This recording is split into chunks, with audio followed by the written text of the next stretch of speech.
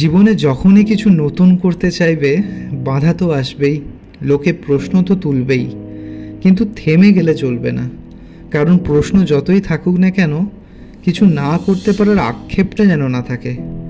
আর আস্তে হলেও এগোতে থেকো, দেখবে প্রবলেমগুলো এমনিতেই দূর হয়ে যাবে। কারণ ওই কথায় বলে না, যার মধ্যে কিছু করে দেখানোর ইচ্ছা থাকে কোনো বাধাই তাকে আটকাতে পারে না। তাই তো ভগবানের কাছে আর কিছু চাও কিংবা না চাও, শুধু এইটুকু অবশ্যই চেয়েও যে এই জীবনে অন্তত কিছুটা হলেও তার এই অদ্ভুত সৃষ্টির যেন সাক্ষী হতে পারি। অ্যাডভেঞ্চার্স বাঙালি আয়োজিত অ্যাডভেঞ্চার ফান মোটর রাইডের আজকে ডে 5। তো আজকে আমরা রয়েছি এখন দাঁড়াগাঁওতে।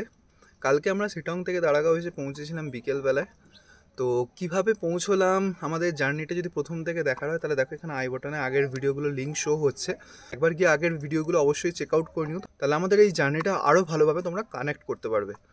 তো আজকে রয়েছি দাঁড়াগাঁওতে। দাঁড়াগাঁও হচ্ছে কালিম্পংয়ের আন্ডারে একটা ছোট্ট গ্রাম, খুব সুন্দর। এখান থেকে সুন্দর 360 ডিগ্রি পাহাড়ের ভিউ আসে, কাঞ্চনজঙ্ঘা দেখা যায়, কিন্তু যেহেতু ফগ রয়েছে আমরা দেখতে পাচ্ছি না, সেটাকেও দেখতে পাইনি। দাঁড়াগাঁও তো এখনও পুরো ফগ হয়ে আছে, তো বেলা বাড়লে ফগ আরও বাড়বে, ক্লিয়ার তো হওয়ার কথা নয়। তো তিস্তাও দেখা যাচ্ছে নিচে, তিস্তা সুন্দর ভিউ আছে, দেখাও একটু তোমাদের।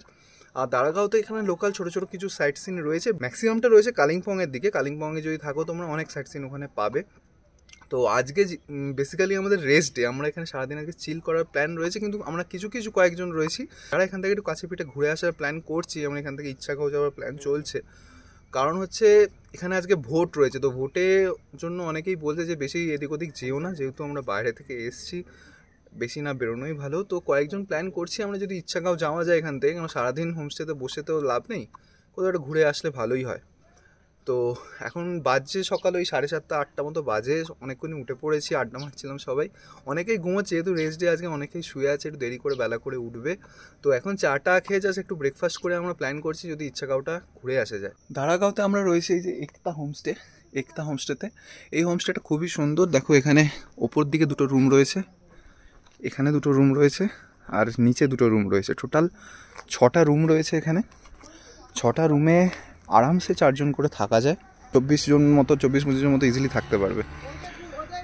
এখানে 2টো রুম, এখানে 2টো রুম, উপরে 2টো রুম, খুবই সুন্দর। আর ওই দেখো সুন্দর তিস্তার ভিউ আছে, আর কাঞ্চনজঙ্ঘাটাও দেখা যায়, কিন্তু পুরো ফগে ঢেকে আছে চারদিকে। হোমস্টের নাম্বার এখানে দেওয়া আছে, আমিও ডেসক্রিপশানে দিয়ে দেবো সমস্ত নাম্বার, সমস্ত ডিটেলস, তোমরা অবশ্যই যোগাযোগ করতে পারো।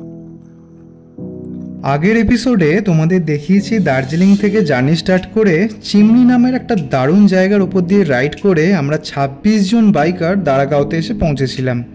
আর আজকের এপিসোডে তোমাদের জন্য রেখেছি কালিম্পংয়ের কয়েকটা সুন্দর অফবিট জায়গার হদিশ।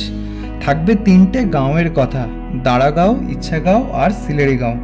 এর মধ্যে ইচ্ছাগাঁও আর সিলেড়িগাঁওকে অনেকেই মজা করে যমজ বোন বলে থাকে। রাস্তা যথেষ্ট দুর্গম হলেও সিনিক বিউটিতে দুজনকে টেক্কা দেয়। এছাড়াও থাকবে ডেলো পার্কের কথা। আর এই ট্রাভেল সিরিজ যদি তোমাদের ভালো লাগে তাহলে একটা লাইক দিও, কমেন্ট করে জানিও তোমাদের কেমন লাগছে। আর যারা চ্যানেলে নতুন তারা অবশ্যই সাবস্ক্রাইব করে দিও, যাতে আরও ভালো কন্টেন্ট তোমাদের কাছে প্রেজেন্ট করতে পারি। তো আজকের ভিডিওতে একদিনের মধ্যে এই সব কটা লোকেশন ঘুরে দেখার অভিজ্ঞতাই শেয়ার করব তোমাদের সাথে। তবে সবার আগে আমি দেবজ্যোতি, তোমাদের হোস্ট, সবাইকে জানাই welcome to my YouTube channel. সকাল 8:30 বাজে আর ব্রেকফাস্ট করতে চলে এসেছি। এটা হলো একতা হোমস্টের খাবার জায়গা। ব্রেকফাস্টে রয়েছে ফুলকো লুচি, গরম গরম ফুলকো লুচি আর আলুর সবজি। এখানে যারা দেখাশোনা করছেন সবাই বাঙালি। তোমরা সবাই বাঙালি তো?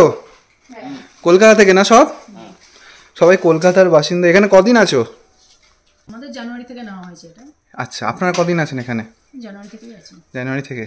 আর এই হোমস্টেটা কতদিন পুরনো? হোমস্টেটা অনেক দিন হয়ে যেত, 7-6 বছর তো হবে। 7-6 বছর। আমরা এখন 8-10 জন মিলে একটু ঘুরতে বেরোচ্ছি।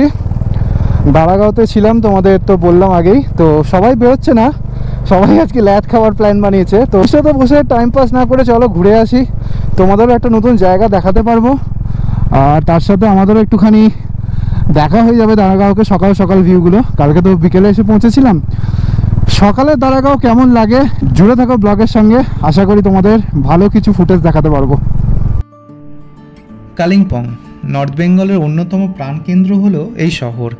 দার্জিলিং থেকে মাত্র 50 কিলোমিটার দূরে অবস্থিত কালিম্পং দিয়েই একটা সময় ভারত আর তিব্বতের মধ্যে ব্যবসা বাণিজ্য চলত। সেই সময় ভুটানের রাজ্যপালের কেন্দ্রীয় সদর দপ্তর ছিল এই কালিম্পং। কালিম শব্দের অর্থ হলো রাজার মন্ত্রী, আর পং শব্দের অর্থ ক্ষমতার কেন্দ্র, মানে ভুটানের রাজা আর তার মন্ত্রীর ক্ষমতার কেন্দ্র ছিল এই কালিম্পং। এনজিপি থেকে ওই অ্যারাউন্ড 70 কিলোমিটার মতো রাইড করে সেবক আর তিস্তা বাজার হয়ে তোমাদের চলে আসতে হবে কালিম্পংয়ে। আর হাতে 2 দিন মতো সময় নিয়ে ঘুরে নিতেই পারবে বেশ কিছু আপডেট লোকেশনস। তবে অফরোড ট্রেল, ও সাবাস সাবাস, চলো চলো চলো চলো চলো। বুলেট উঠছে, শঙ্খ কিন্তু রাইডিং গিয়ার ছাড়াই চলে এসছে আজকে। তোমরা এরকম করো না বাবা, যেখানেই যাও পাহাড়কে হালকাভাবে নিয়ে লাভ নেই। Let's go.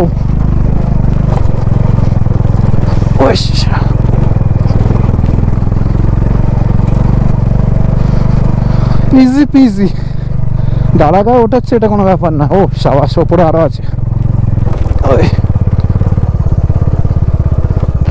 চলো চলো অফ রোড।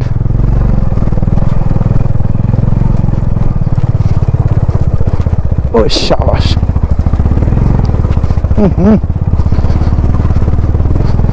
ওই ভাই চলো।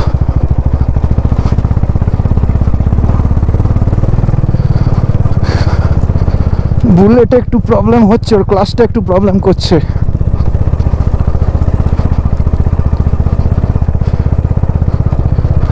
সাবাস হাইনে সাবাস। ওই ভাইয়া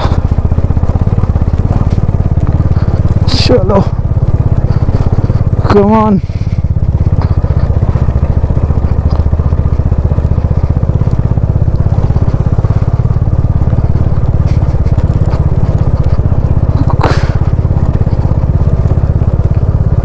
এই হলো ইচ্ছেগাঁও।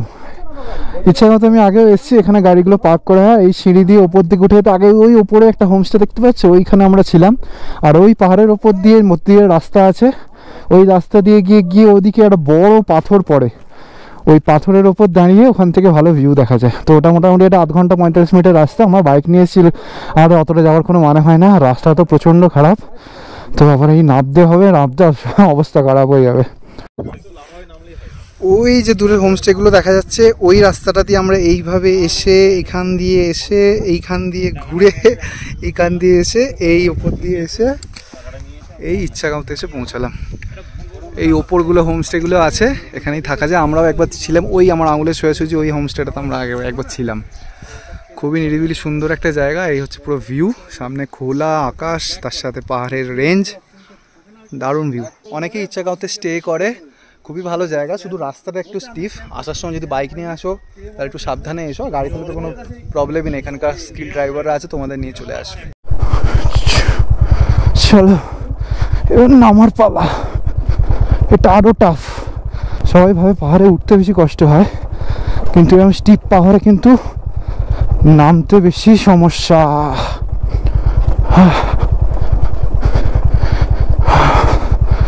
নামার সময় নিয়ম হচ্ছে একদম ক্লাচ বেশি ইউজ করবে না, তাহলে ক্লাচ পেট পুরো পুড়ে যাবে। অনেকে ক্লাচ চেপে ধরে রেখে চালায়। আর যতটা সম্ভব চেষ্টা করবে দুটো ব্রেককে একসাথে প্রেস করতে, একসাথে ইউজ করতে। সামনের ব্রেক একদমই নয়, শুধু সামনের ব্রেক, মানে অনলি সামনের ব্রেক একদম নয়। নয় পেছনের ব্রেক বেশি ইউজ করো, নাহলে সবচেয়ে বেটার যেটা দুটো ব্রেককে একদম একসাথে প্রেস করো। ক্লাচ একদম না, ক্লাচে যা হাতটা রাখবে।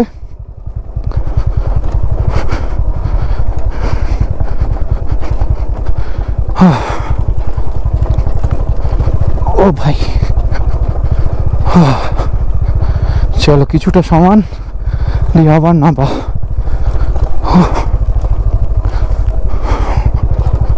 ও ভাই আরে ওই ওই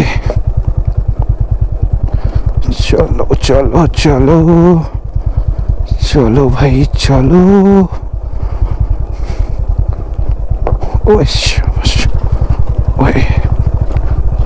আর ব্রেকিং এর আর একটা যেটা মেন নিয়ম, সেটা হচ্ছে ব্রেক কিন্তু পুরো একদম চেপে রেখে দেবে না, তাহলে ব্রেক প্যাডের 12টা বেজে যাবে, আরও বিপদে পড়বে। নামার সময় ব্রেকিংয়ের নিয়ম হচ্ছে তোমরা দুটো ব্রেক একসাথে ইউজ করো, আর এবিএসের মতো ইউজ করো, মানে প্রেস করো ছাড়ো, প্রেস করো ছাড়ো, ধাক্কা ধাক্কা দিয়ে নামাও বাইকটাকে, মানে প্রেস করো ছাড়ো, প্রেস করো ছাড়ো, একদম চেপে ধরে নামবে না, পুরো ব্রেক প্যাড জ্বলে যাবে। ও ভাই,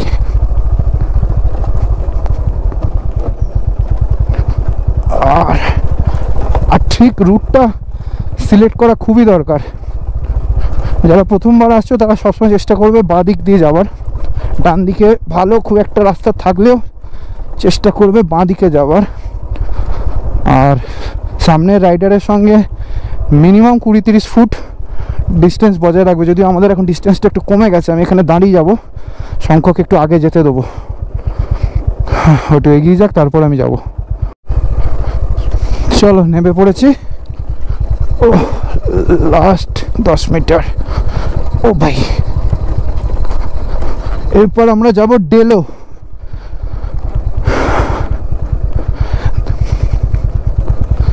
ডেলো এখান থেকে ওই 6-7 কিলোমিটার মতো হবে। ডেলো যাবো, তারপর দেখবো শিলারিগাঁও যাওয়া যায় কিনা। এরপর ডেলো যাবে তো, তারপর শিলারিগাঁও যাবে ওরা। কেন এসছি যখন ঘুরেই যাবো, যারা যদি বলে কেউ ফিরে যাবে তো ফিরে যাবে।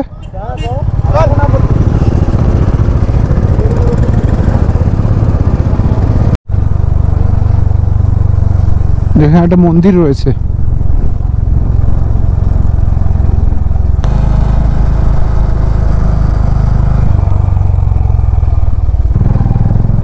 না একটু ওয়েট করে, কয়েকজন পিছিয়ে আছে, তেল তুলতে দাঁড়িয়েছিল। ডেলোতে কিন্তু প্যারাগ্লাইডিংও হয়, তোমরা এখানে এসে প্যারাগ্লাইডিং করতে পারো, অ্যাডভেঞ্চার স্পোর্টস।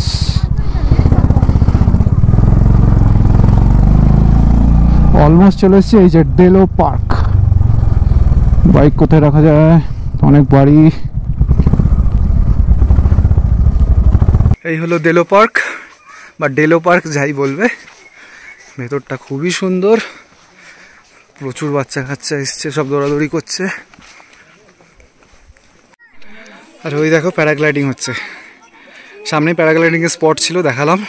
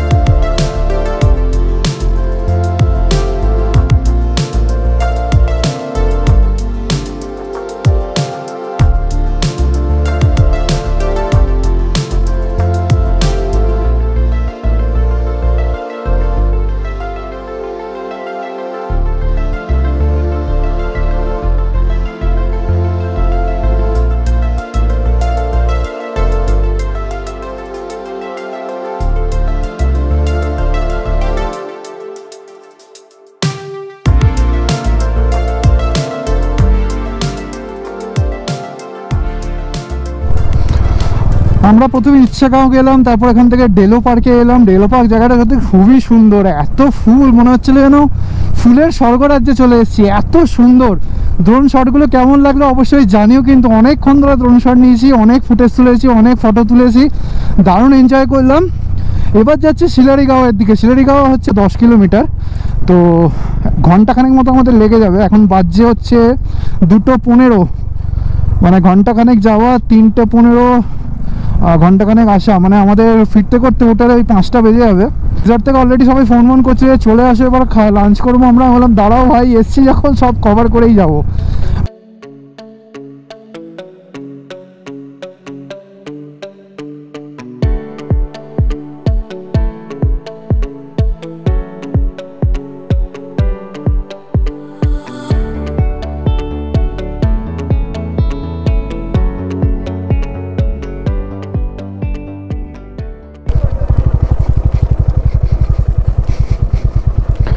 গ্যাপ মেনটেন করে চলো না, গ্যাপ মেনটেন করে চলো, একসাথে সব যেও না। এই যে welcome to Sillerygaon, way to 5 kilometre. এবার ওই 5 কিলোমিটার পুরো অফ রোড আছে। চলো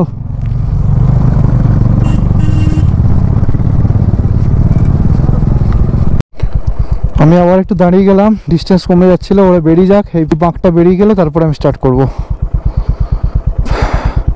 ইচ্ছাগাঁওয়ের রাস্তাটা আরও টাফ ছিল, স্টিফ ছিল, কিন্তু মাত্র 700 মিটার মতো ছিল। এইটা আছে 5 কিলোমিটার, আর পাহাড়ে এইরকম 5 কিলোমিটার রাস্তা মানে বুঝতে পারছো? ওরে বাপরে, অবস্থা খারাপ করে দেবে। ওরে ভাই,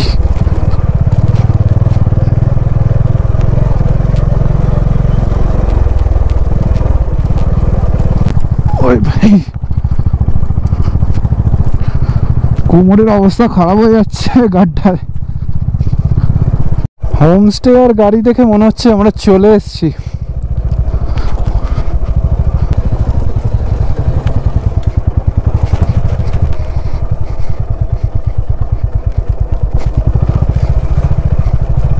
কোথায় সব?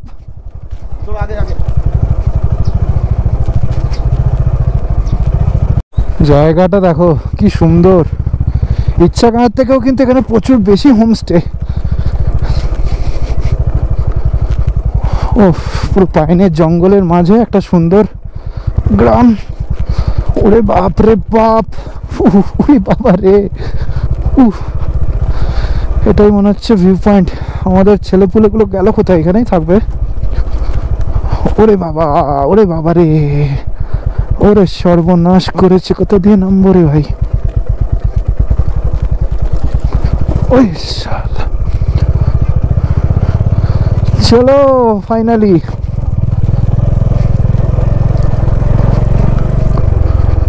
हो फट गया। কোথায় দোকান? একটা ফটো ফটো তুলে নি। কোথায়? ও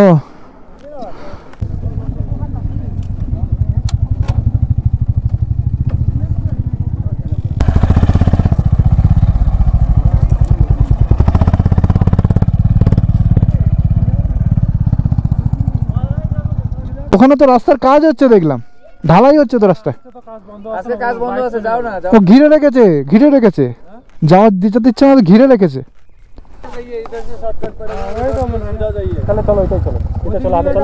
কোনটা কোনটা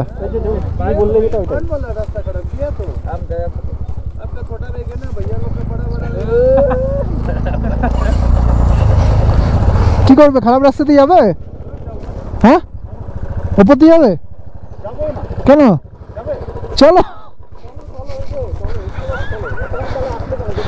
খারাপটা দিয়ে চলো, ওরা গেছে, ওদের কিছু হলে তখন কি হবে? ওদিক দিয়ে চলো।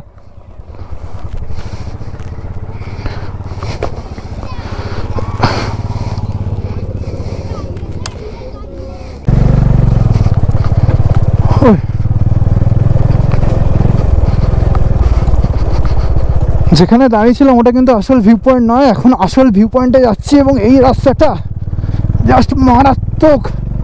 শিট ইয়ার, ওরে শিট।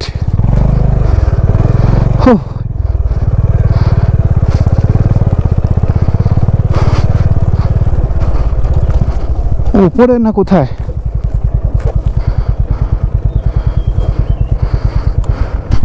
ওরে বাইরে, আর কত দূর রে বাবা, যাচ্ছি তো যাচ্ছি।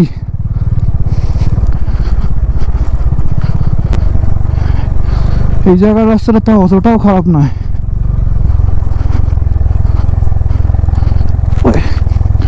লোকজন তো উপর থেকে আসছে, তার মানে ভিউ পয়েন্ট উপরেই আছে। এরা হেঁটে হেঁটে উঠেছে কি করে এত দূর? পাহাড়ি লোক তো, ওদের অভ্যাস আছে। আমাদের তো বাইক নিয়ে উঠতেই কালঘাম ছুটে যাচ্ছে। ও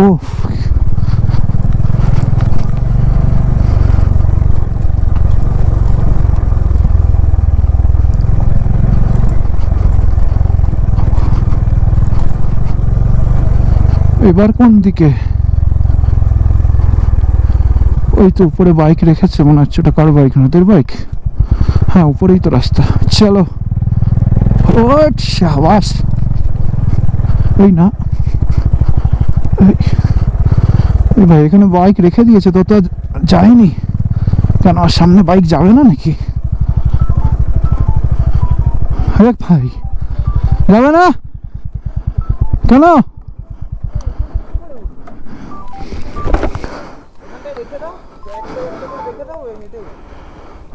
হেঁটে উঠবে? বাইক যাবে না? ঘুরিয়ে নেবো ঠিক।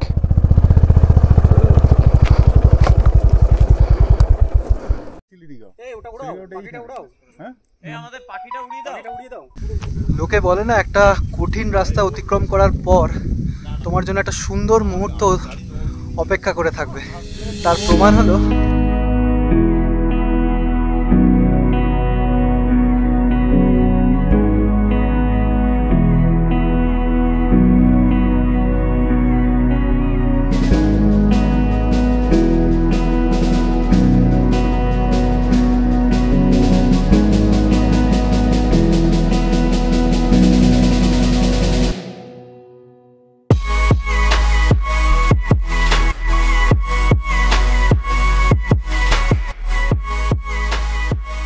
শিলারিগাঁওয়ের একটা সুন্দর ভিউ পয়েন্ট, যে মেন ভিউ পয়েন্ট এখানে ট্রেক করে আসে, এটাকে তিস্তা ভিউ পয়েন্টও বলে।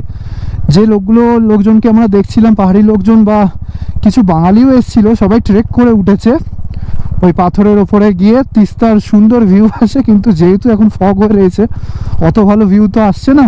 তাও আন্দাজ করতে পারছি যারা পাহাড়ে আসি, পাহাড় ভালোবাসি, যে এখান থেকে কি ভিউটাই না আসবে।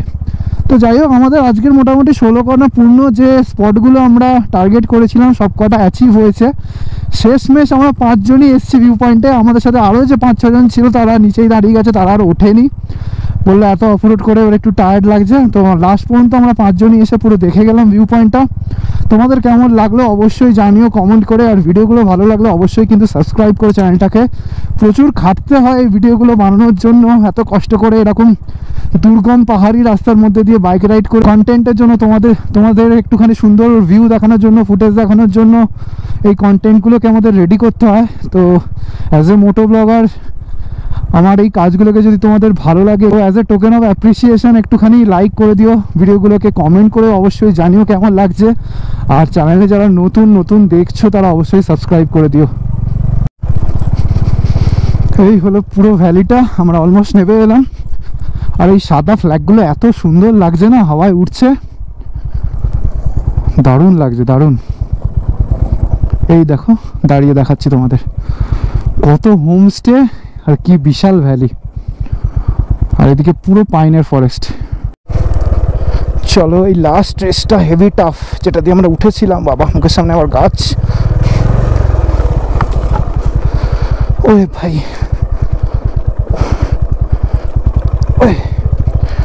এটা হচ্ছে ইচ্ছাগাঁওয়ের থেকেও টাফ। ইচ্ছাগাঁওতে এত পাথর ছিল না। দাঁড়াই, ওর জন্য দাঁড়াই, বেচারা আসুক। ঠিক আছে, ভালো বুদ্ধি। চলে আসো, আস্তে আস্তে চলে আসো। চলো, ডান সাকসেসফুলি। ওর জন্য ওয়েট করতে হবে, ও তো ভয় পেয়ে গাড়ি হাঁটিয়ে নামাচ্ছে। সামনেটা এগিয়ে দাঁড়াই।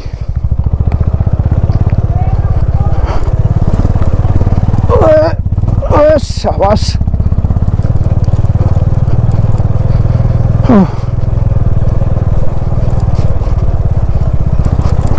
ও ভাই,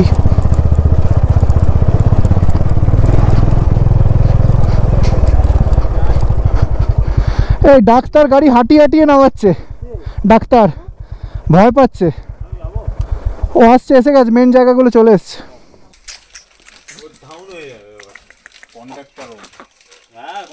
ফুটবলের পুরো মানিকজাত ডুবে দিয়ে ব্যাস হয়ে গেছে, অনেক হয়েছে। এইসব ওই প্যান্ট পুরো হয় না।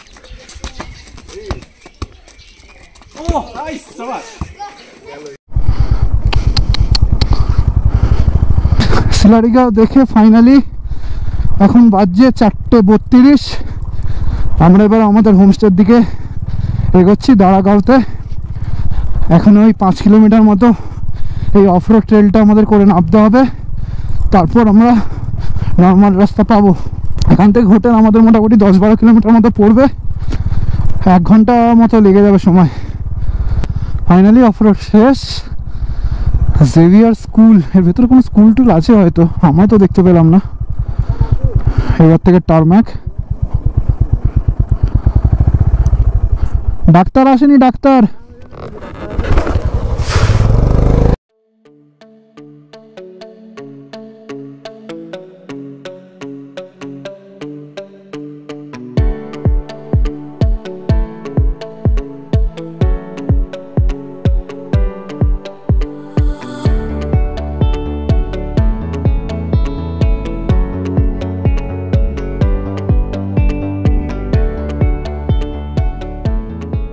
দাঁড়াগড়ের এই সন্ধ্যেটা আজকে অফিসিয়ালি আমাদের শেষ সন্ধ্যে পাহাড়ে। কালকে আমরা রায়গঞ্জে ফিরে যাব সকালবেলা বেরিয়ে, এবং পরশু সকালে আমরা কলকাতার জন্য রওনা হয়ে যাব। তো আজকে সন্ধ্যেটা আমরা নানা রকম ইন্টারেক্টিভ সেশন করে কাটালাম। সবাই সবার পুরনো অ্যাডভেঞ্চার, এই ট্রিপে কাদের কীরকম অ্যাডভেঞ্চার হলো, তারা কীরকম এক্সপিরিয়েন্স করলো, এত সুন্দর অফরোড করলাম আমরা, তাদের এক্সপিরিয়েন্স শেয়ার করলো। তো খুবই ভালো একটা সন্ধ্যে কাটালাম। প্রায় 2-3 ঘন্টা আমরা ওখানে ছিলাম, কিন্তু বোঝাই গেল না কোত্থেকে 2-3 ঘন্টা কেটে গেল, বলে না টাইম ফ্লাই। তো জাস্ট খুব ভালো করে আমরা সময়টা কাটালাম। তো কালকেই আমরা বেরিয়ে যাবো রায়গঞ্জের দিকে। তো এই ভিডিওটাকে আর বেশি এক্সটেন্ড করছি না, অনেক বড় ভিডিও হয়ে গেছে। ভিডিও করে ভালো লাগলে অবশ্যই লাইক করো, কমেন্ট করে জানিও তোমাদের কেমন লাগছে। ততক্ষণ সবাই ভালো থেকে, be happy and be safe.